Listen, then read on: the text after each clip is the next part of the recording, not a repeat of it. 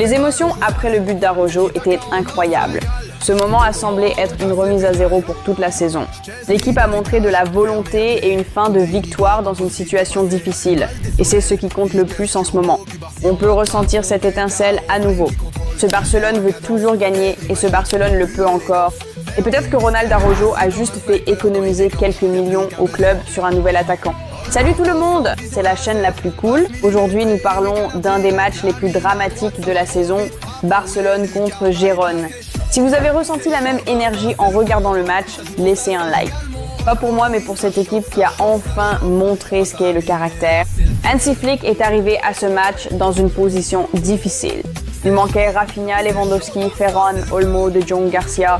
Gavi et Ter Stegen sont toujours indisponibles, tandis que Lamine Yamal et Fermín López venaient tout juste de se remettre de blessures. La composition de départ promettait des surprises et c'est exactement ce qui s'est passé.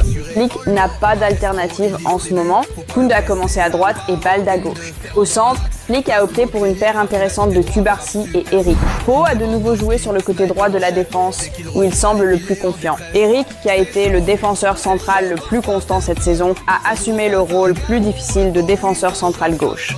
Il semble que cela pourrait devenir le duo le plus équilibré de l'équipe en défense. Au milieu de terrain, Flick n'avait pas beaucoup de choix, alors il a aligné le trio le plus fort. Casado, Frenkie et Pedri. En fait, de nombreux fans du Barça voulaient voir un milieu de terrain plus équilibré, avec un pur destructeur et des chefs d'orchestre classiques. Frenkie et Pedri. De Jong s'est vu attribuer le rôle de milieu de terrain offensif central, mais parfois on pouvait voir la configuration où Frenkie et Pedri étaient plutôt milieu central droit et milieu central gauche.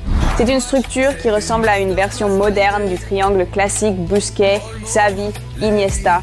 Certains supporters voient Marc Bernal comme le principal candidat pour le rôle de milieu de terrain défensif à l'avenir, mais Casado mérite d'être salué pour ce match. Il a livré un match assez solide en termes de volume de travail et de son impact sur le jeu. Et au groupe offensif, l'événement principal a été les débuts en Liga du jeune Tony Fernandez, 17 ans, au poste de faux neuf. Antonio est un joueur très complet et puissant, capable